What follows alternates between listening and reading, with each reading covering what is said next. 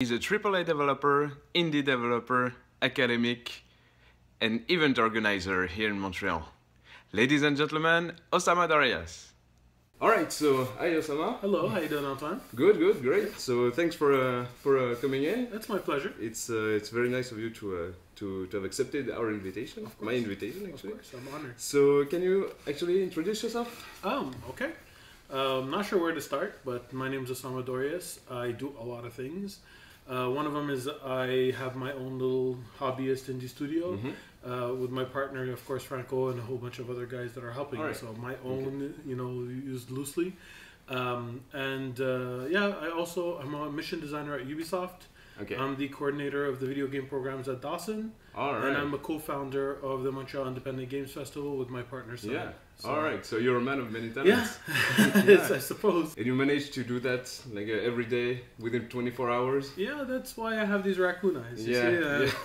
I can understand. Sleep kind of suffers, but it's fine. It's all worth it at the end. Alright. Did I also mention that I'm married and I have 3 kids? No, you didn't. Yeah. But now we know. Yeah. Now we know. So you're an indie developer. You're a game developer.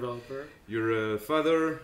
You're a professor. Yeah. So like everything, everything you can do, you do it. Yeah. So great. Whatever I can do. Yeah. No, great spirit. Great spirit. Thank you. Why did you go to the video game industry? What made you choose the video game industry? That actually had nothing to do with what I studied. I studied political science. All right. I worked a little bit as a shipping agent for a company, and I had a love-hate relationship with that. To be honest, there was a lot of things that I liked, but the paperwork part wasn't so much fun. And traveling was great and terrible at the same time. I would miss like big events and not have enough time to see my family. Yeah, exactly. So after a while, I decided I didn't want to do that. And I fell back to doing the odd job, which usually meant I did graphic and web design, which meant I kind of dabbled in Flash.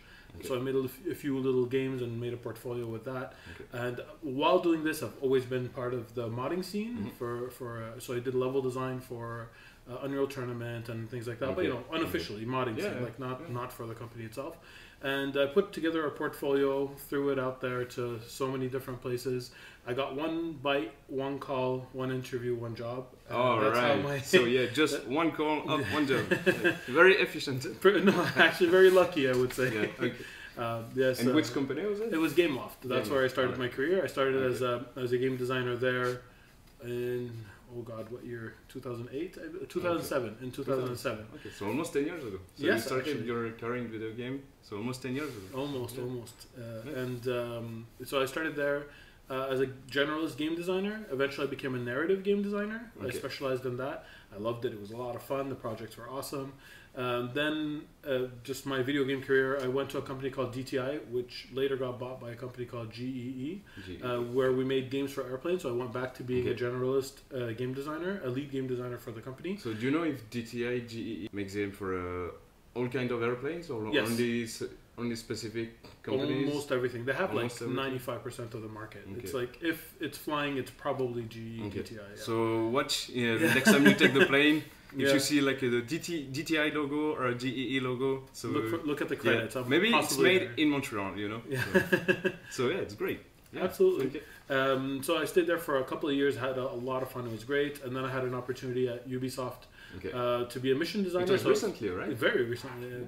Been there 2 months, about. Okay. Yeah. Okay. And I had an opportunity to specialize again as a mission designer, and I took the chance. It's an amazing project. It's called. Can you tell us what it is? Yes, it's announced. It's called For Honor. Oh, it's For Honor. Really good. You could check it out. It's something really awesome. I'm part of the mission design team that's going to work on a single player campaign that was recently announced as well. I can't tell you more. So we were gonna talk about your indie game. Yes, of course. So Heroes Devolus. That's right. When did you start this? Well, as soon as I left Gameloft, I started working on this little prototype, and it was just for fun, and it wasn't a serious thing at once. And at some point, we realized that people were really having a lot of fun with it, so we started showing it around. And then we're like, hey, maybe we could like up the quality. That's why if you look on Google Images, you're gonna see old screenshots that don't look like the same game at all. It's like mechanically it's the same, but visually it's not the same at all. And at one point it just like went up a level where we started getting like professional contractors to do the sprite animations and the background. So it went from a hobby to like a real indie game. Exactly. Oh, nice. And I mean, indie game is relative. Because yes, everything is an indie game that's made independently, but really it's more of a hobby. It's still more of a hobbyist game because by my definition, because I consider an indie game something that's actually paying for the developers. Like if they're indie, that means they're independent and that's how they get their finances. But everyone on our team has another source of income, and we're doing this on the side. The scope is indie. The polish is indie because we're professionals and we can get it to that level. It's released on Steam and we're going to come out on consoles, so that's you know, that cool. So the scope is indie, but like it would be misleading to say that we're indie developers really. Like if we fall in that category, but I personally consider more that we're hobbyists, right? That it fits more. This is still the hobby, and we still have, well, in my case, 3 other things that I'm working on. But you get the idea. We still have at least one other source of income. You made a Kickstarter campaign for this game. That's right. Successful campaign. Exactly. So congratulations for that. So that was last year. Actually. Yeah, so it was last year. How did you prepare for it? Well, I was actually a big backer of Kickstarter even before. Even before thinking of starting my own campaign, I had. I think by the time I actually launched my Kickstarter, I had backed 50 other Kickstarter endeavors. So maybe your game was backed by it's by very Osama possible. already. It's a very possible. So I was actually part of the Kickstarter community. I had online friends who were who I just met through Kickstarter comments and things like that. And so the seed was planted when we decided that we were going to switch from hobbyist to indie. The first thing that came to mind was Kickstarter. But since everyone on the project, like I said, who like the team members themselves, were just in it for the laughs, the fun. If we needed something to push it to the next level that we didn't have a skill for, we had to get that outsourced. So the Kickstarter was almost entirely to pay for the art, for the character animations, and for the background stages. Because you already had the game concept. Yes, we had the game concept. We had character designs. We had a writer on board. We had a sound guy. We had the musicians. We had. Well, I mean, up to that point, we had a few songs. We had to outsource a few more tracks. But what we didn't have as part of the core team was a pixel artist or 2 or 3, and now we're working with several on a contract basis to create more characters because the game is out on Steam now. You can get it, but we want to push it. We want to add modes. We want to add characters. We want to put it on different. And consoles. You were saying it was coming to consoles. So when is it coming to console? We're finishing. Like we want to get to a level where we're comfortable. We're happy with the game. So we're gonna finish that first. We're not giving dates specifically yet. Once we actually start the porting process, we'll let you guys know. We're definitely going to start it soon because we have between 3 and 5 more characters that we would like to add in stages and at least 1 more game mode. Once that's done, we're going to get the dev kit, do some tests. And you never know, maybe it'll be really quick because the game is not that demanding. It's still pixel art. It's not that demanding or intensive, so we don't feel... And I mean, it would have already gone through a bug fixing stage to put it on Steam. So we're hoping it would be a painless effort to put it on Wii U. Exactly. And we're starting with Wii U. I'm kind of a Nintendo fanboy. And we're hoping for other consoles in the future we're gonna. So, and then when you say console, will it be PS3, Xbox 360, or PS4? We're probably gonna skip last gen. We're probably gonna skip last gen. And it's not even official that we're coming out on PS4 or Xbox One yet. We're still it's one of testing the goals. It's actually one of our goals. Yes, absolutely. And we want to eventually make a mobile version. But the mobile version is actually more work than the other ones. Yeah, because you need to change the way the game is played. Exactly. Because, the input scheme completely. We have to gut the online and make it do it from scratch. There's no versus local mode. I mean, it's going to be very hard to play 2 players on the phone. So there's a lot of adjustments to make. It's actually more work, so we're leaving it for last. And all the other consoles are actually, hopefully, it's mostly going to be just certification, like to make sure it passes a whole bunch of things. And we're thinking about giving a specific twist per console, like something unique for each one. But we'll see. We're not sure exactly if that's something the community would appreciate or not. So we're gonna check it out. Yeah, maybe sometimes you could end up with a backlash from the community because you're doing something for a console and not for another. And we care a lot about our community, so we're definitely going to ask them first and find out if that's something that they'd be interested in or not, or it's something they would oppose or not, rather. And if not, then we'll be more than happy to have something that's like exclusive and unique per console to give it a little push. Nice. So next, you're also working. You were saying at the Dawson College. Yes, that's right. So what are you doing over there? So what is Osama the academics? I used to be a professor, you could say, but a teacher in the level design program. Actually, one of my interests, probably my two biggest specializations are interest in game design or level design and narrative design. So I was a level design teacher in the level design program, specifically for non-linear games. So there's a big focus on narrative and you know, open world sandbox. So which was your specialization? Exactly, at Gameloft, exactly. So it's all tied in together, right? I mean, at Gameloft, when we started, the teams were very small, so I used to do a whole bunch of different other kind of. I did UI design and AI design and name it. We had to because the teams were tiny. So if you're a designer, you pretty much had to design everything. And when I came back to GE, I did the same.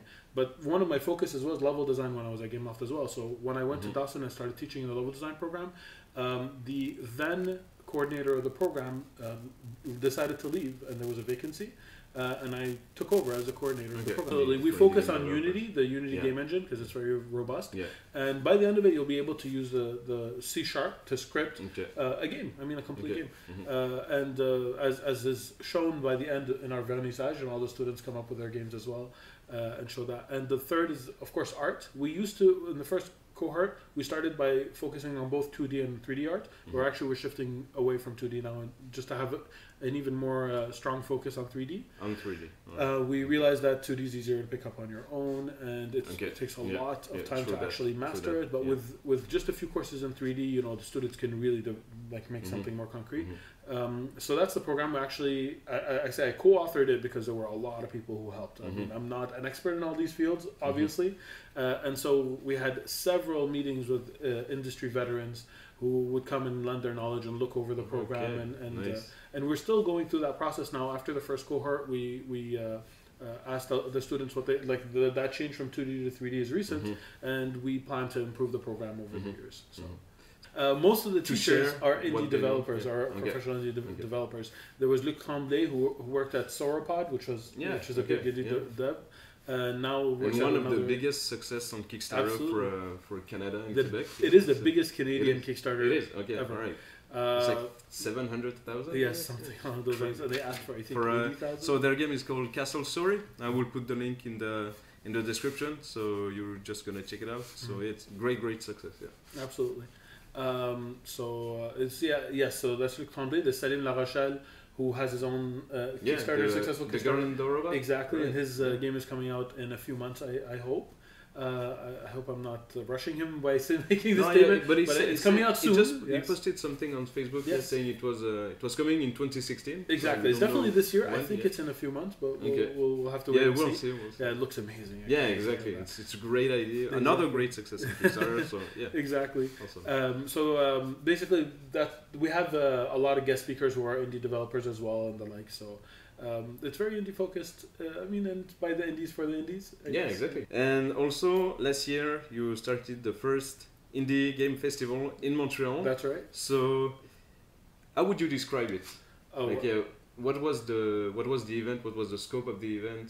Okay, we actually just wanted to test the waters. We were a little confused how Montreal has such a huge video game scene and a relatively very big indie scene. And no such festival, you know, so we were totally agree. It didn't make a lot of sense. So when I say we, it's me and my partner Salim. We also had a lot of other people who volunteered and helped us. So I'm not going to make it sound like it was a two-man effort. Yeah, exactly. But yeah, we pretty much spearheaded the endeavor. And so we decided we're giving it a shot. I have links to Dawson and so does Salim. So we used, we asked our contacts at Dawson if they were open to it, and they were extremely open to it. And the funny story is, if we did one thing wrong, is we underscoped. We really thought it's the first year, it's going to be very small, and we had almost 1,000 people at the time. Exactly. And we didn't expect it at all. It was crowded and packed, and we had the option to have a much bigger room, and we're like, oh, it's the first year. Not that many people. Maybe it would be empty. Exactly. I'd rather have a small place that's a little full than a big place that's completely empty. Exactly. And I guess that was our only mistake. But otherwise, everything went like we had a lot of indies who wanted to come and show their games. Had a lot of people who came, had a lot of fun. It was exceptional, and we're looking forward to this year's iteration as well. We haven't made an announcement yet, so I can't really I was about to ask. talk about specifics yet, but it's definitely coming. We're just ironing out some details. And we'll keep you posted. Really can't wait to see that, because it was this last year in 2015. It was really great. Thank you. Really awesome people, really awesome projects.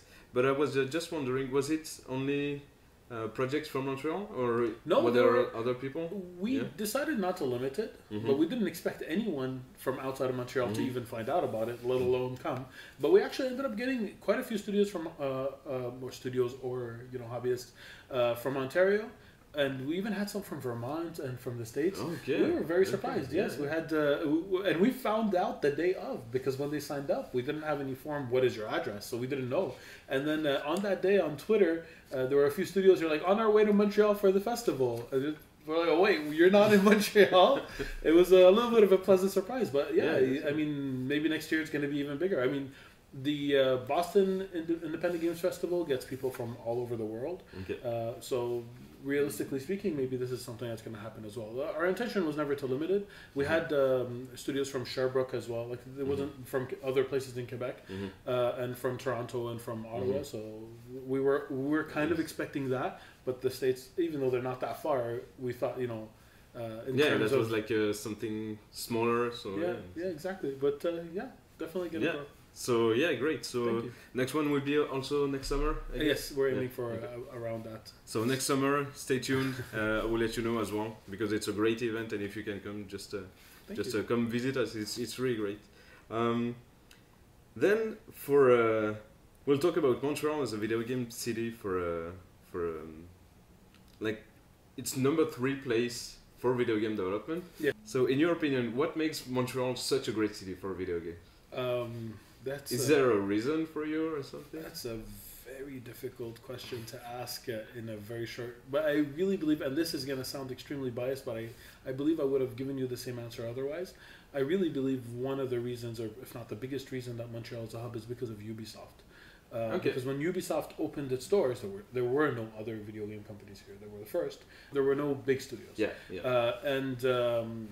So what happened is, when they grew, other studios found it easier to come here because they were making deals with the government to have discounts on employee salaries and things along those lines, and that made it very attractive for other AAA studios here. What also made it attractive is that Ubisoft was training people just by simply being around. So the more companies come to a place, it's healthier. And it's more likely that other people will come from other cities to this place as well, for the pure reason that if they come to a city to work at a company and there are other companies there, if it doesn't work out at that company, well, they have a backup plan. It's easier for someone to relocate, especially if they have a family, but not even if they have a family. It's easier for them to relocate if their chances, in case it doesn't work out, are better to find another job, right? They don't want to have to uproot and move each time. I really believe, I know it's like putting the horse before the cart, but the cart before the horse. But I really believe that the reason it has a lot of people is because it started by having a lot of people. It's set up the people ecosystem. Makes other people coming. Exactly. There's also Rules of Play that was great, but a really hard read. It was very difficult. I had to be focused and, with a cup of coffee to read it. It was deep and it was full of knowledge. Because it's also another theoretical book? No, this is, it's very academic. It's very, so it's not a light read. The Theory of Fun is actually a light read. And it's not a very big book either, and it was a lot of fun. Rules of Play is the opposite of that. There's practically no pictures. It's just like academic. A deep example. Exactly. I had to look up quite a few words to even know what they were talking about. It was, but they're geniuses. They know what they're talking about. So those are kind of the two extremes. But there are other books as well, like The Art of Game Design by Jesse Schell, which is an old. This one I read. Exactly. That was really good as well. That falls somewhere in the middle because it's very smart, but it also lighthearted and fun and bring things in a different light. I mean, there's tons of books that we could recommend, but if I had to pick one, I'd pick A Theory of Fun. That's a lot. And because I actually bought the book much later after reading it. I had to borrow it to read it because at the time that I wanted to buy it, It was about $200. Yeah, yeah. I saw that like for quite some time. It was like printed out, so it was like unavailable anywhere. Exactly, and so I had to borrow it. I don't remember who I borrowed it from. I hope I gave it back, but I only bought it much later, simply because I enjoyed it so much and I wanted to support the author. Exactly. Yeah. So, and do you get back to it sometimes? Do you read it? Can't again? say very often, but I mean, I refer part of it. Yeah. I the last time I think I referred to it is when I used to teach game design. So it's been a while, but I mean, still, like I think I internalized it. So, okay. Yeah. All right. But now that you mention it, maybe I'll go back to it now. Yeah, I lent out my copy actually to somebody, so I'm gonna have to get it back first before we. But it's on the website. You can check for. There are some entire chapters that are available. So either on the book's website, or also you can find one chapter on Gamma Sutra as well. Probably on Amazon as well. Yeah, maybe also on Amazon. So possibly. Yeah, it's okay. So Theory of Fun by Ralph Coster. Put the link as well for the book. Okay, so thank you very much, Osama. It's my pleasure. Thank you for having me. Thank you very much for watching. If you would like me to interview someone else from the video game industry in Montreal, just let me know in the comments and I will join the discussion. Thanks again, and I see you soon.